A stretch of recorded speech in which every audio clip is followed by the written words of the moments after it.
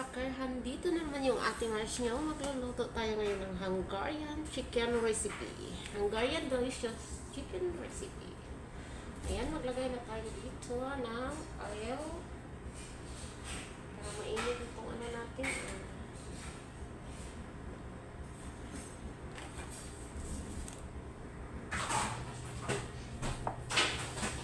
So, diretso na yan natin yung chicken natin mga kaati.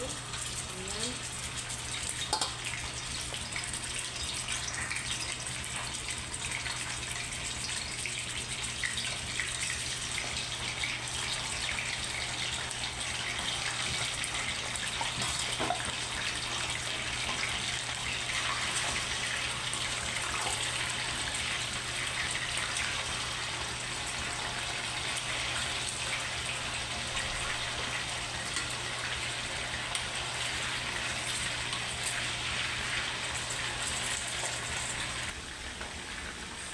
Hindi natin siya iluto masyado ng kape o ganyan yan. Kasi iluto pa natin sa ulit.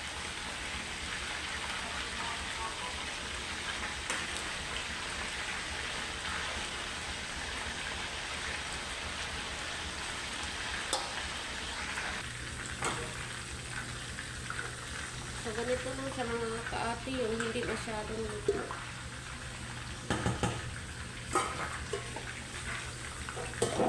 Kasi iluluto pa natin sa ulit ng mga ito.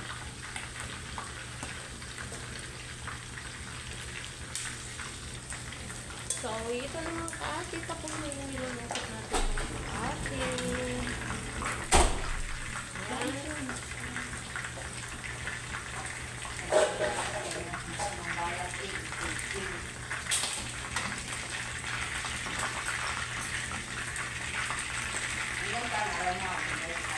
Hindi pa tayo nagtatapos mga kaati. Hindi pa nagtatapos.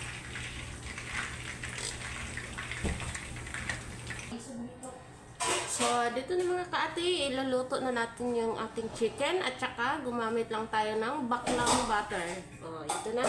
Ito na yung baklang butter na gagamitin ko mga kaati. Ito yung baklang butter. Tapos pag gusto niyo bumili nito, sabihin niyo na lang sa tindahan kung baklang butter mga kaati. Hoy, wag mo naman akong booking drive. Ito si Mirabelle na booking. So, ayan na mga kaati, dahil wala tayong onion at saka garlic, gumamit lang tayo ng ginger. Itong loya mga kaati, at gumamit na tayo ng kunting yellow bell pepper. Kapag magluto kayo, hahanapin niyo yung yellow bell pepper ha, wala. Kahit anong bell pepper mga kaati.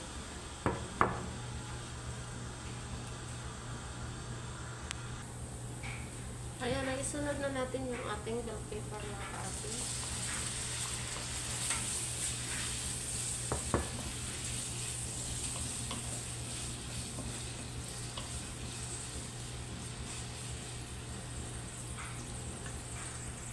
So, ito na mga kaati, i-add na natin yung ating kamatis.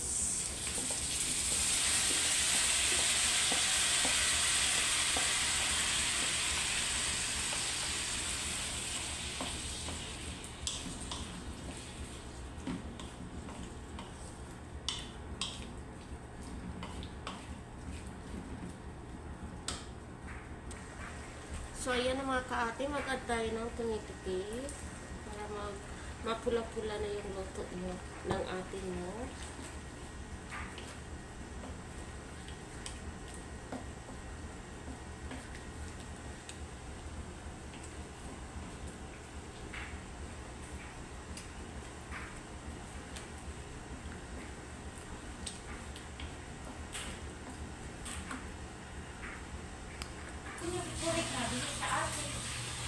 So, dito mga kaati, mag-add tayo ng flour. Para hindi mag-ano mga kaati.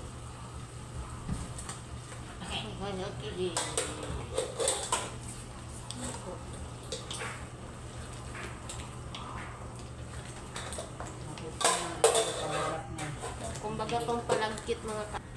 So, ayan na mga kaati, creamy na yung ano natin. sauce natin sa ating ano, mag-add tayo ng sweet paprika.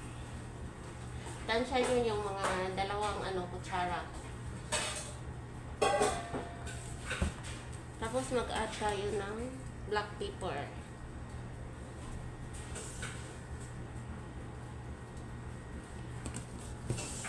Tapos nag-add ako mga kaati ng chicken seasoning.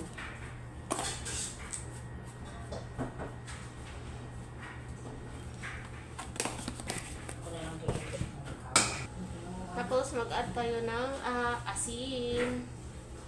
Kasi hindi pa tayo nakalagay ng asin.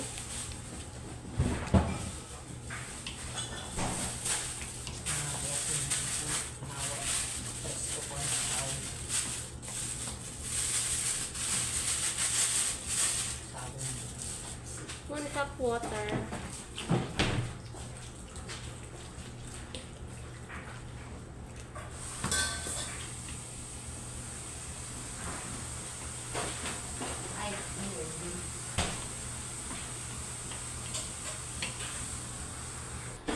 So, ayan mga kaati, okay na to.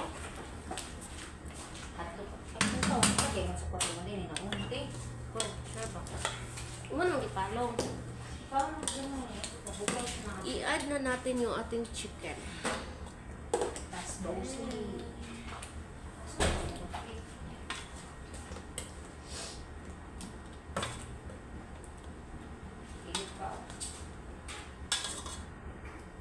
So, hilaw pa na siya.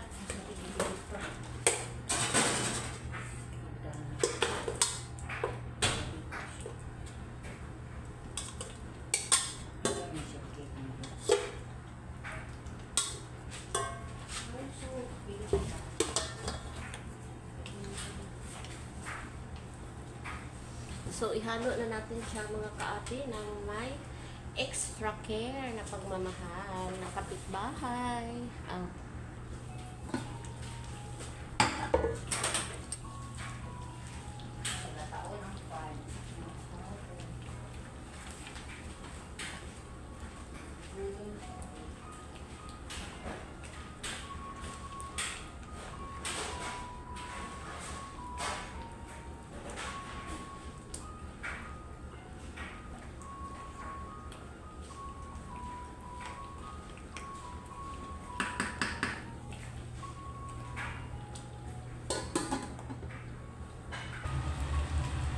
So, ayan na mga kaati, pwede na to. So, mag-add tayo ng yogurt, sour cream. So, itong yogurt ang i-add natin dyan. Mix natin bago natin lagay ito.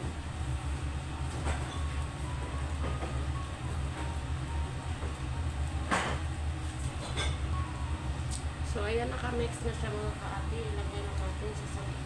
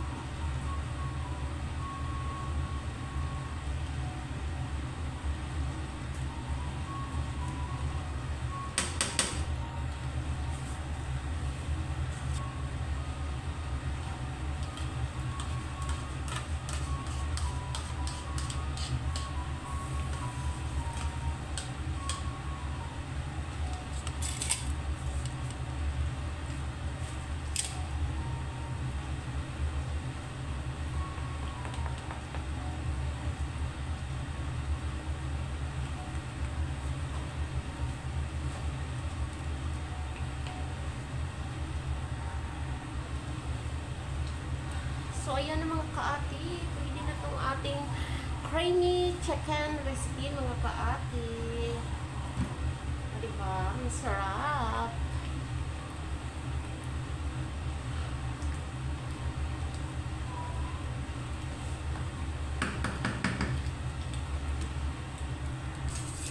So, ayan na mga kaati. Tapos na to, mag-add na tayo ng kunting parsley.